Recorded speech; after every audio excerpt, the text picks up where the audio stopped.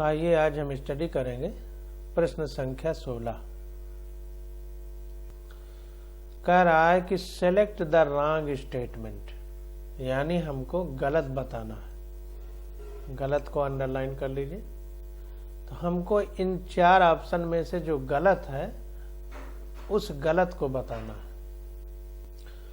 तो सारे ऑप्शन देखते हैं। कह रहा है इन oocytes female gamete is smaller and motile while male gamete is larger and non motile.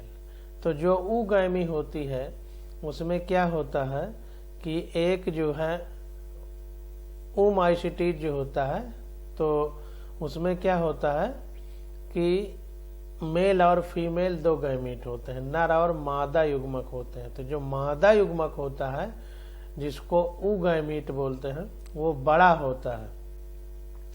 होता है, और जो मेल गैमीट होता है वो छोटा होता है, और जो बड़ा होता है वो फीमेल गैमीट होता है यानी मादा युग्मक होता है। तो वो अपने स्थान पर रहता है और मेल गैमीट उस फीमेल के पास चल के जाता है मादा वाले के। तो नर युग्मक चलनशील होता है, मादा युग्मक अचलनशील होता है, और नर युग्मक छोटा होता है, मादा युग्मक बड़ा होता है। यही सी बात है, मोटा और बड़ा आदमी कम चल पाएगा, जो छोटा होगा ज्यादा अच्छा उछलेगा। तो इसी आधार पर समझ लीजिए कि जो नर होता है वो छोटा होता है, तो नर मादा के पास चल कर जाता है, जबकि मादा अचलनशील होता है।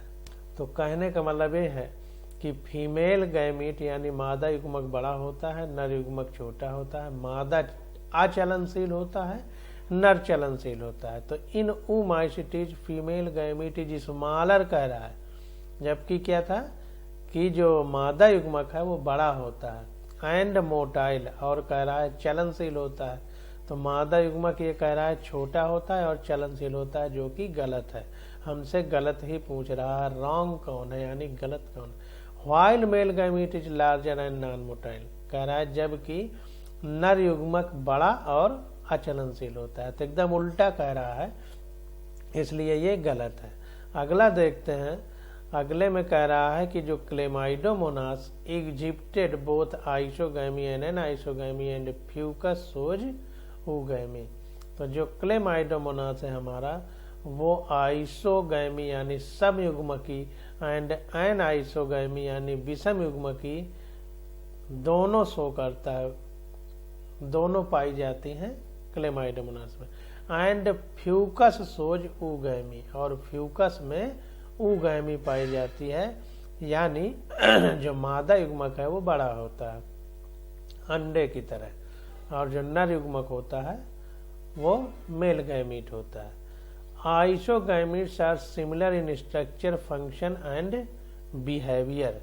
जो आइसोगैमीट्स होते हैं वो जो है सिमिलर होते हैं उनकी संरचना में, कार्य में और बर्ताव में।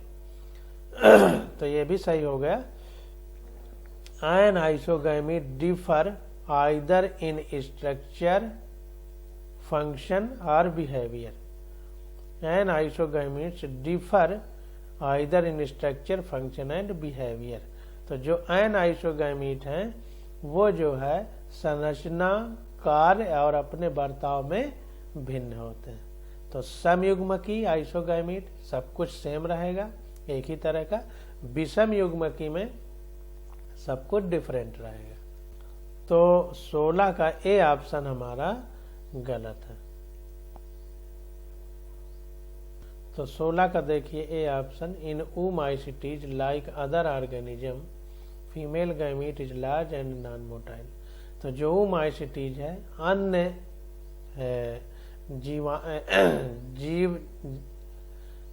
ऑर्गेनिज्म मतलब छोटे जीवों या जीवित अंग जो भी कह सकते हैं, तो उनमें जो है फीमेल गैमीट बड़ा होता है और नॉन मोटाइल यानी अचलनशील होता है, जबकि मेल गैमीट छोटा होता है और चलनशील होता है। अगला क्वेश्चन देखते हैं 17 नंबर। कह रहा है isogamous condition with non flagellated gametes is found in.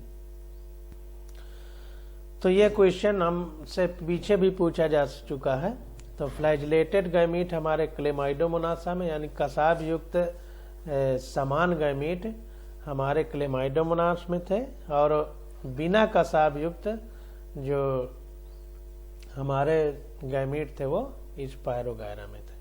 तो इसको देख लेते हैं, 17 का डी वाला हो जाएगा। तो इसको देखते हैं। Chlamydomonas has flagellated gamete.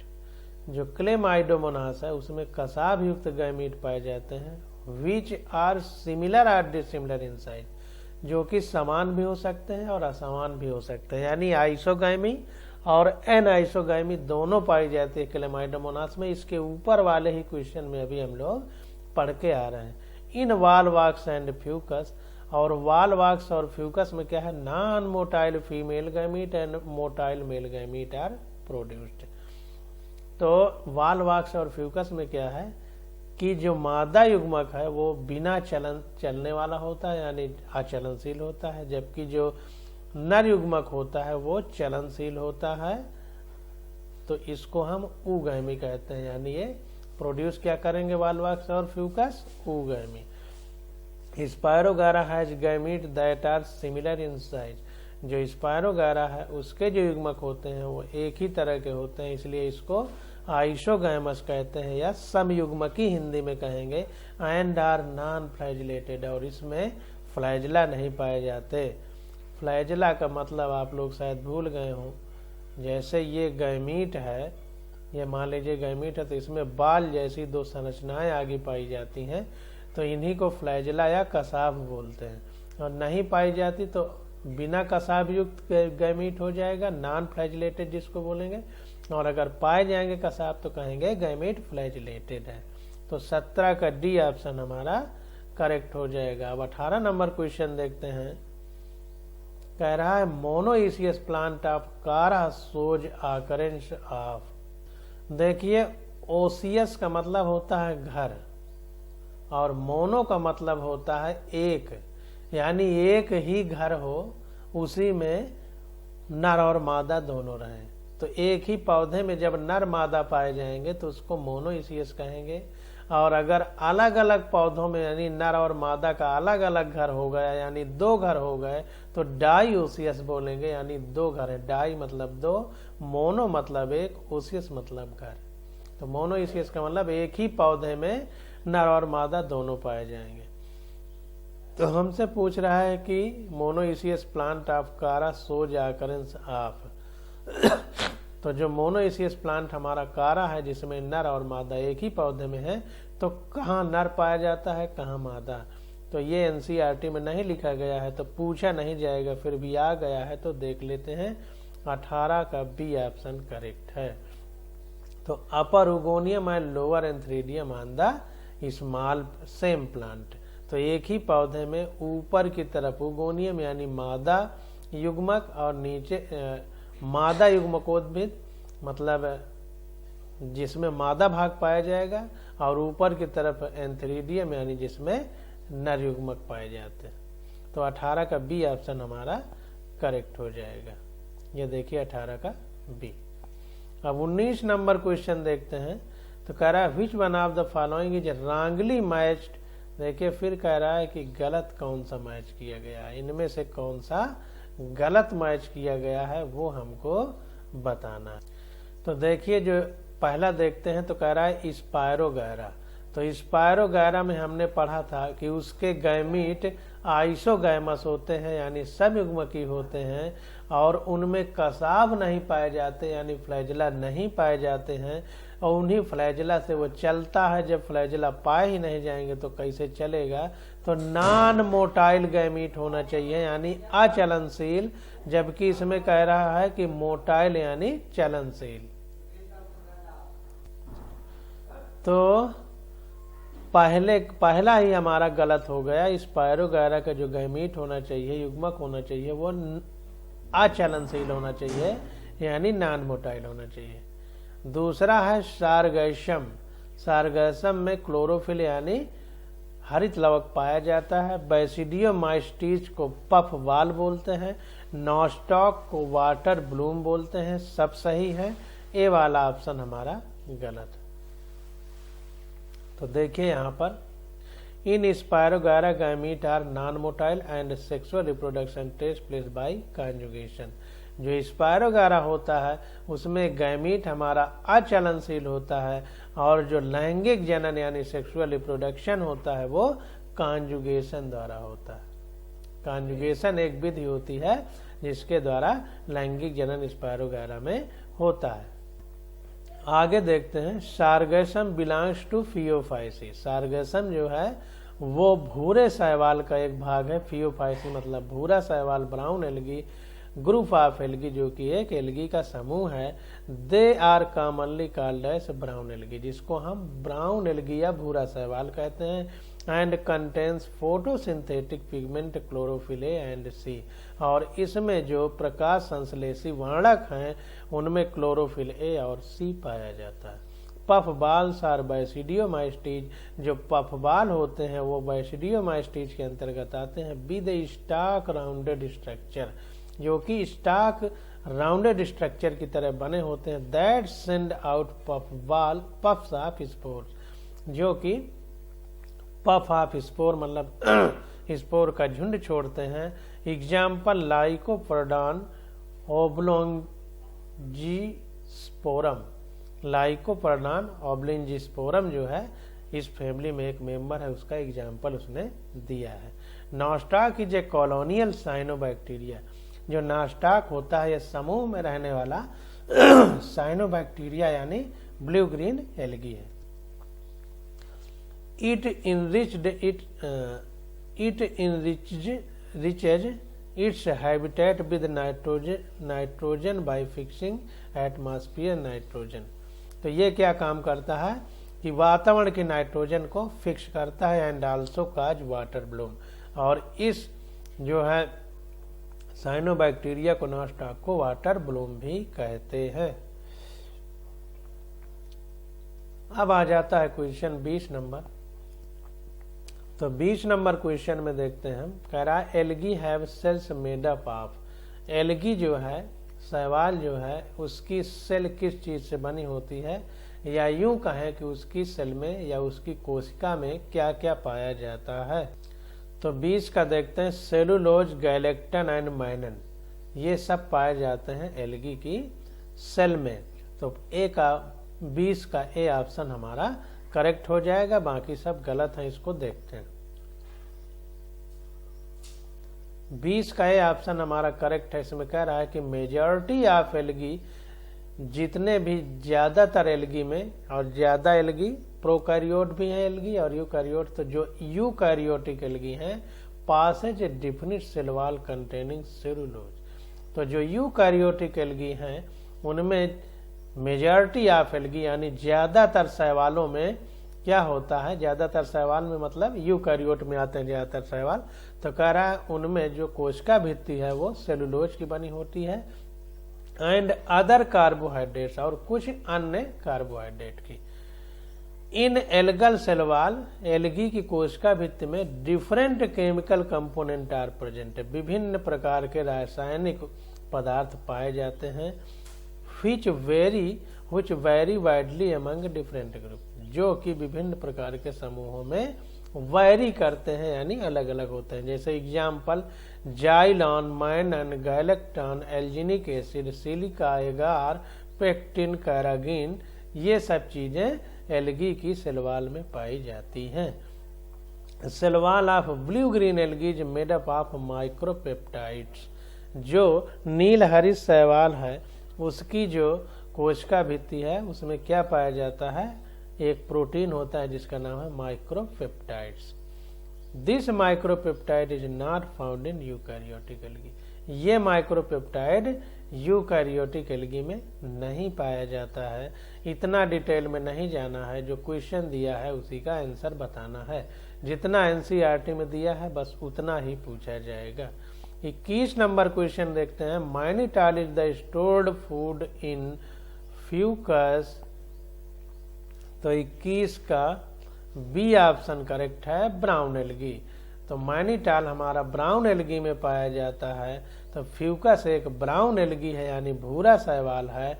They belongs to class फियोफाइटा यानी ये फियोफाइसी कुल में पाया जाता है, उसकी क्लास है। In this alga the accumulation product of photosynthesis is D mannitol. जो प्रकाश संश्लेषण के बाद इकट्ठा हुआ पदार्थ है वो डीमैनीटाल होता है, जो कि ए शुगर एल्कोहल, जो कि एक शुगर एल्कोहल है। And the reserve food material is लैमिनेरिन, और इसका इकट्ठा किया गया भोज्य पदार्थ जो होता है वो लैमिनेरिन होता है। तो फ्यूकस ब्राउन एल्गी का मेंबर है और इसका जो रिजर्व फूड मटेरियल है वो लैमिनेरिन होता है और फोटोसिंथेसिस में डीमैनीटाल बनता है। अब क्वेश्चन नंबर 22 देखते हैं। 22 नंबर क्वेश्चन कह रहा है if you are asked to classify the various algae into distinct group. अगर आपसे कोई ये पूछे कि विभिन्न प्रकार के शैवालों को अलग अलग ग्रुप में क्लासिफाई करिए, वर्गीकृत करिए, तो कह रहा है which of the following characters you should choose. तो आप कौन सा लक्षण एल्गी का इन 4 विकल्पों में चूज करेंगे जिसके माध्यम से क्लासिफिकेशन करेंगे। तो हमने जो क्लासिफिकेशन पढ़ा था शैवालों का, तो उनको क्लासिफाई किस आधार पर किया गया है? Types of pigments present in the cell. तो कोशिका में जो वर्णक पाए जाते हैं उनके आधार पर हम इनको जो है क्लासिफाई करेंगे। तो 22 का आंसर देखते हैं। तो 22 का डी आंसर हमारा करेक्ट है। इसको देखते हैं।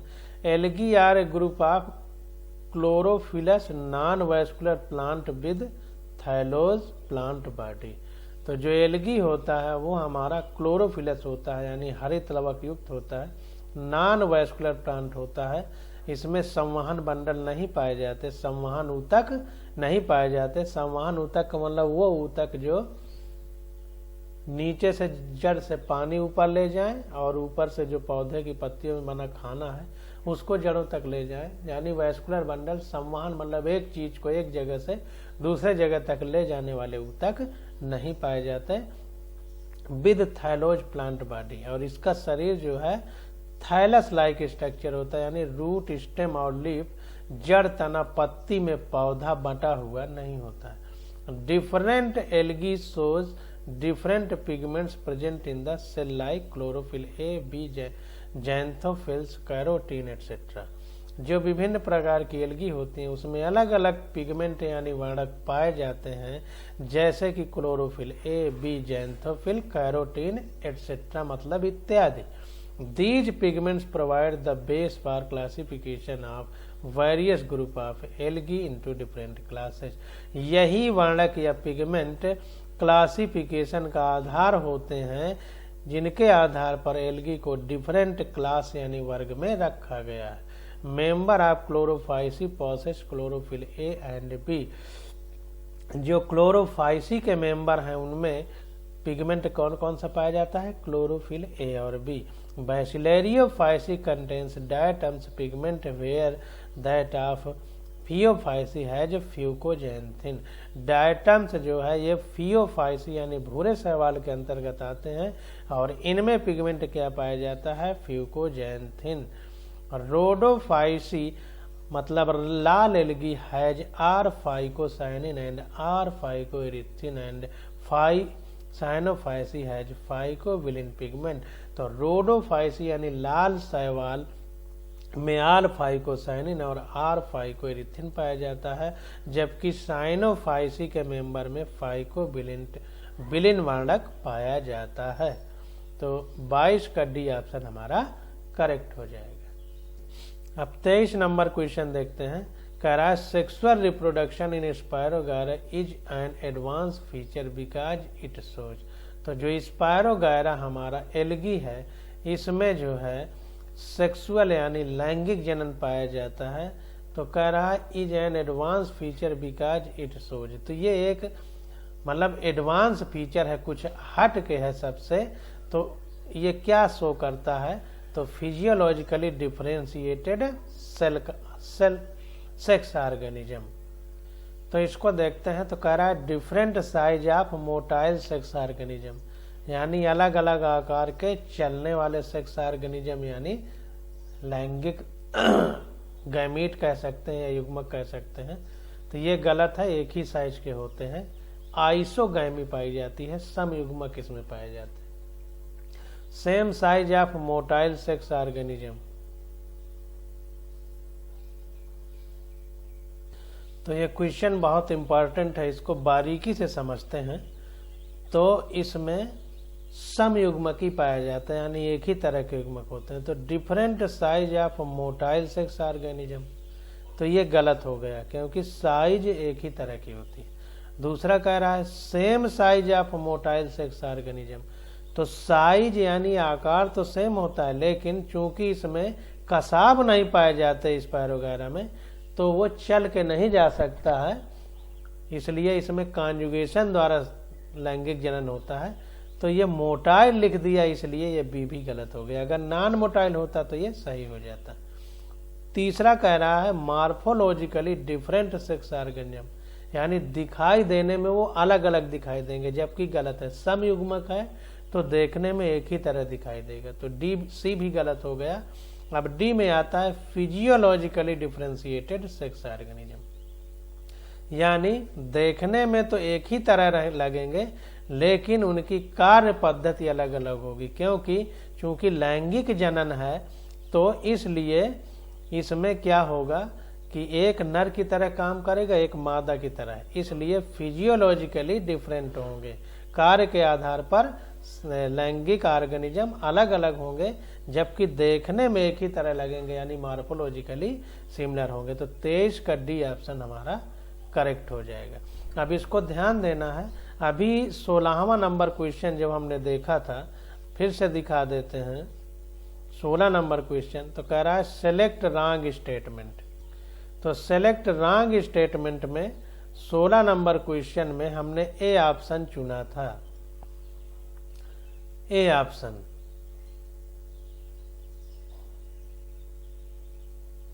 देखिए इसमें लिखा है isogametes are similar in structure, function and behaviour. तो आइसोगैमर्स यानी समयुग्मकी होते हैं, वो देखने में एक जैसे लगते हैं, कार्य भी उनका एक जैसा होता है और बर्ताव बिहेवियर भी एक तरह होता है। जबकि अब यहाँ पर क्वेश्चन में हम लोग उसको, जबकि वो सही था, देखिए गलत क्या था, छोटे बड़े का अंतर था। और यहाँ पे क्या है, इस पैराग्राफ में देखिए फिजियोलॉजिकली डिफरेंशिएटेड सेक्स ऑर्गेनिज्म हमारा सही हो रहा है, यानी उसकी कार्य भौतिकी कार्य जो है, जैव भौतिकी उसकी, मतलब उसकी फिजियोलॉजिकली डिफरेंट है। तो इसको ध्यान देना है। तो 23 का डी ऑप्शन हमारा करेक्ट हो जाएगा। बहुत बारीकी वाला क्वेश्चन है, तो इसका आंसर पढ़ लेते हैं। Spirogyra is a fresh water green alga. जो स्पायरोगायरा होता है ये स्वच्छ जल में पाया जाता है, हरा शैवाल होता है, which belongs to class Chlorophyceae, जो क्लोरोफाइसी वर्ग में आता है। The sexual reproduction in spiro is called conjugation. जो लैंगिक जनन होता है स्पायरोगायरा में, वो कॉन्जुगेशन द्वारा होता है। It involve the fusion of two morphologically identical but physiologically dissimilar non ciliated gamete. इसमें क्या होता है, जो कॉन्जुगेशन होता है, इसमें दो प्रकार के जो गैमीट होते हैं वो भाग लेते हैं। वो गैमीट कैसे होते हैं, मॉर्फोलॉजिकली आइडेंटिकल। मॉर्फोलॉजिकली का मतलब आंखों से देखने में एक ही तरह के लगेंगे, बट फिजियोलॉजिकली डिसिमिलर, यानी उनकी कार्य जैव भौतिकी जो होगी वो अलग अलग होगी। नॉन सिलिएटेड गैमीट होंगे, बिना कसाब, बिना सीलिया वाले, पक्षाभ जिसको कहते हैं, बिना सीलिया वाले गैमीट होंगे। For development of gamete, gamete के डेवलपमेंट के लिए some of the cell start act like male and female gametangia. कुछ जो कोशिकाएं होती हैं उन्हीं में से कुछ नर और कुछ मादा गैमीटेंजिया की तरह बिहेव करेंगी, यानी युग्मकोद्भिद की तरह बिहेव करेंगे। In which the cell contents becomes separated from the cell wall. और वो सेल क्या होंगी, कोशिका भित्ति से अलग हो जाएंगी, श्रिंक सिकुड़ जाएंगी एंड अल्टीमेटली फॉर्म गैमीट, और अंत में युग्मक बना लेंगी। The fusion of these gametes take place by scalariform conjugation और लेटरल कॉन्जुगेशन। जो ये गैमीट होंगी इनमें फ्यूजन यानी आपस में मिलन किस विधि द्वारा होगा, या तो स्कैलरिफॉर्म कॉन्जुगेशन द्वारा होगा या लेटरल कॉन्जुगेशन। अब ये दोनों बातें एनसीईआरटी में नहीं लिखी गई, इसलिए हम ज्यादा डिटेल में नहीं जाएंगे। 24 का बी 24 देखते हैं। A student observe an alga with chlorophyll A and B and phycoerythrin. तो जैसी बात है, फाइकोएरिथ्रिन रेड एल्गा यानी लाल एल्गा में पाया जाता है। तो पूछ रहा है इट सोज बिलोंग्स टू, तो कहाँ पाया जाएगा, तो लाल एल्गा को रोडोफाइसी कहते हैं, तो रोडोफाइटा का मेंबर हो जाएगा 24 का बी। तो 24 नंबर क्वेश्चन देखते हैं। अभी देखिए are phycocyanin, are phycoerythrin, Rhodophyceae, इसके ऊपर वाले ही क्वेश्चन में हम लोगों ने पढ़ा है। तो देखिए the algal class Rhodophyceae contain red pigment. जो रोडोफाइसी एल्गा का एक क्लास है उसमें पिगमेंट यानी वर्णक क्या पाया जाता है, are phycoerythrin and blue pigment, और एक नीले रंग का क्या पाया जाता है, लाल रंग का, तो आर फाइकोएरिथ्रिन होगा। रेड में भी आ रहा है, एरिथ्रिन में भी आ रहा है। और ब्लू पिगमेंट क्या है, आर फाइकोसाइनिन पाया जाएगा जो नीला वर्णक है इन द क्रोमाटोफोर्स के अंदर। अब क्रोमाटोफोर क्या होता है इसका डिटेल जानने की अभी कोई जरूरत नहीं, क्योंकि अभी हमको एनसीईआरटी में नहीं मिला। These pigments can utilise those wavelength of light blue green region of structure that is 480 to 520 nanometre. आगे देखिए, पढ़ने की कोई जरूरत नहीं है, सब बेकार की बातें हैं, ये सब आपको नहीं याद करना है। That are not observed by chlorophyll, this enable red alga to show the greater depth than other plant। हाँ, ये समझ सकते हैं कि जो रेड एल्गी है ये थोड़ा सा गहरी जगह में उगते हैं अन्य पौधों की तुलना में। In addition to these chlorophyll a, chlorophyll d, carotene and xanthophyll are present. इनमें अन्य जो ऐड करने वाले प्रोडक्ट हैं जो इनके साथ में पाए जाते हैं उनमें क्लोरोफिल ए, डी, कैरोटीन और जैंथोफिल प्रेजेंट रहता है। In Phaeophyceae chromatophores are yellowish brown in colour. जो फियोफाइसी है उसमें क्रोमैटोफोर भूरे रंग का होता है या कुछ भूरा रंग लिए हुए होता है। उसमें जैंथोफिल एबंडेंस मतलब बहुतायत की मात्रा में पाया जाता है। Bacillariophyceae are called diatoms. Bacillariophyceae को डायटम्स कहते हैं due to present of an accessory brown pigment. और ऐसा क्यों कहते हैं, क्योंकि इसमें डायटोमिन नाम का एक एसेसरी ब्राउन पिगमेंट पाया जाता है, पूरक एक तरह से। Other pigments are chlorophyll A and C. और जो अदर पिगमेंट हैं उनमें क्लोरोफिल ए पाया जाता है बट नॉट क्लोरोफिल बी, लेकिन क्लोरोफिल बी नहीं पाया जाता।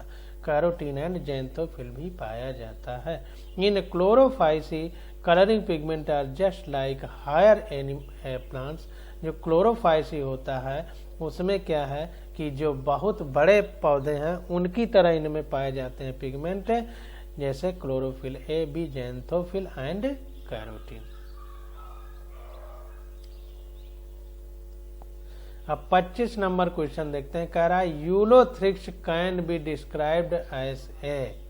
यूलोथ्रिक्स को कैसे डिस्क्राइब करेंगे, तो filamentous alga lacking flagellated reproductive stages. गलत है, लैक का मतलब अब्सेंट, फ्लैजिला का मतलब कसाब। यूलोथ्रिक्स में जो युग्मक होते हैं उनमें कसाब पाए जाते हैं, जबकि ये कह रहा है लैकिंग फ्लैजिलेट यानी कसाब अनुपस्थित हैं, इसलिए ये गलत हो गया। मेम्ब्रेनस एल्गा प्रोड्यूसिंग जू स्पोर। ये मेम्ब्रेन यानी भित्ति रखने वाला शैवाल है और इसमें जू स्पोर बनते हैं यानी चलनशील स्पोर जिनको कहेंगे। जू मतलब जीव, जीव चलते हैं, तो जब कसाब पाया जाएगा तो कसाब तो गैमीट चलेंगे, तो इसलिए जू स्पोर कहा जा रहा है। तो मेंबर एल्गा प्रोड्यूसिंग, तो इसमें देखिए अगला सी ऑप्शन का है filamentous alga with flagellated reproductive stages. तो फिलामेंट मतलब धागे जैसा एल्गी है, शैवाल है, विद फिलामेंटस रिप्रोडक्टिव स्टेज, और इसमें जो गैमीट होते हैं उनमें कसाब पाए जाते हैं। तो बी और सी दोनों सही हो जाएंगे। डी कह रहा है non motile colonial alga liking जू स्पोर्स। तो नॉन मोटाइल कॉलोनियल एल्गा होता है जबकि जू स्पोर मोटाइल होते हैं, इसलिए डी भी गलत हो जाएगा। तो ए और डी गलत है, बी और सी सही होंगे। इसको आंसर को देख लेते हैं। तो 25 नंबर क्वेश्चन देखिए, कह रहा है Ulothrix is a green filamentous alga. जो यूलोथ्रिक्स होता है वह हरे रंग का तंतुमय शैवाल होता है। Belongs to class Chlorophyceae. Chlorophyceae वर्ग के अंतर्गत आता है। The plant body is an unbranched filamentous. जो पौधे का शरीर होता है उसमें शाखाएं नहीं होती और ये तंतुमय होता है। Consist of numerous cylindrical cell, और इसमें बहुत सिलेंडर जैसे सेल जुड़ करके पूरा पौधा बनता है। इंड टू इंड, अंत वाले भाग सिलेंडर वाली सेल के सिलेंडर जैसी सेल के जुड़ करके यूलोथ्रिक्स बनाते हैं। अंडर फेवरेबल कंडीशन, जब फेवरेबल यानी अनुकूल कंडीशन होती है तो ईच सेल प्रोड्यूस जू स्पोर एक्सेप्ट होल्ड फास्ट। जो बेस वाली जो जमीन से जुड़ी हुई कोशिका है जिसको होल्ड फास्ट कहते हैं, उसके अलावा सारी सेल यानी कोशिकाएं जू स्पोर बनाती हैं। These zoospores are of two type. ये दो प्रकार के होते हैं, micro zoospore and micro zoospore. मतलब गुरु बीजाणु, चलन बीजाणु और लघु चलन बीजाणु कह सकते हैं। तो बड़ा वाला माइक्रो जू स्पोर होता है और छोटा वाला micro zoo. The micro zoospore are larger in size. Micro नाम ही है उसका, माइक्रो यानी गुरु, तो बड़ा है तो ये लार्जर होता है, साइज इसका आकार में बड़ा होता है। एंड आर क्वाड्रीफ्लैजिलेट, और क्वाड्री का मतलब 4, इसमें 4 कसाब पाए जाते हैं। And the microspores are similar spores which में the microspores are smaller zoospore. जो माइक्रो स्पोर होता है छोटा जो स्पोर होता है, इसमें बाइफ्लैजिलेट और क्वाड्रीफ्लैजिलेट होता है, यानी 2 या 4 कसाब पाए जाते हैं। अंडर अनफेवरेबल कंडीशन, जब कंडीशन सही नहीं होती, अनफेवरेबल होती है, प्रतिकूल होती है, non motile mitospores are called planospore are produce. तो बिना चलने वाले माइटोस्पोर्स बनते हैं जिनको ए प्लानोस्पोर्स भी कहते हैं। Sexual reproduction in Ulothrix is of isogamous type. जो यूलोथ्रिक्स है उसमें जो लैंगिक जनन होता है वो समयुग्मक टाइप होता है। The isogametes fuse to form a quadriflagellate zygospore. जो आइसोगैमस यानी समयुग्मक होते हैं वो फ्यूज यानी आपस में मिल करके क्वाड्रीफ्लैजिलेटेड जाइगोस्पोर बनाते हैं, यानी 4 कसाब वाला एक तरह से भ्रूण बना लेते हैं, जाइगोस्पोर जाइगोट बना लेते हैं।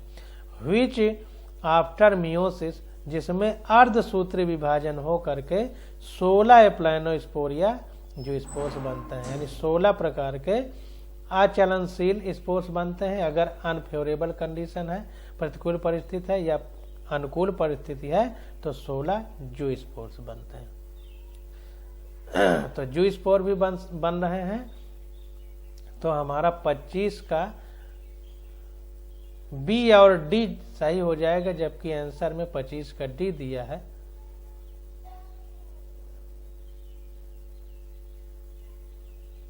पच्चीस का कौन सा आंसर दिया है देख लेते हैं। 25 का सी आंसर हमारा सही किया है। Filamentous alga with flagellated reproductive stages, membranes alga producing जू स्पोर्स। तो ये बी ऑप्शन में सही है। अब ये मेम्ब्रेनस वाली बात में कुछ डाउट हो सकता है। तो यहां पर देखिए मेम्ब्रेन कह रहा है, तो मेम्ब्रेन हमारी पाई जाती है जीवों में और सेलवाल हमारी पाई जाती है पौधों में। तो सेलवाल मेम्ब्रेनस एल्गा प्रोड्यूसिंग जू स्पोर, तो जू स्पोर बनते हैं। मेम्ब्रेन में थोड़ा सा अंतर हो सकता है, डाउट हो सकता है, इसलिए 25 का सी मोर करेक्ट हो जाएगा। तो इसलिए 25 का सी ऑप्शन सही है। वैसे बी भी सही होना चाहिए, लेकिन मोर करेक्ट में सी सही होगा। तो 25 का सी हो गया। आज बस यहीं तक, अब आगे के लेक्चर में आगे से स्टडी करेंगे।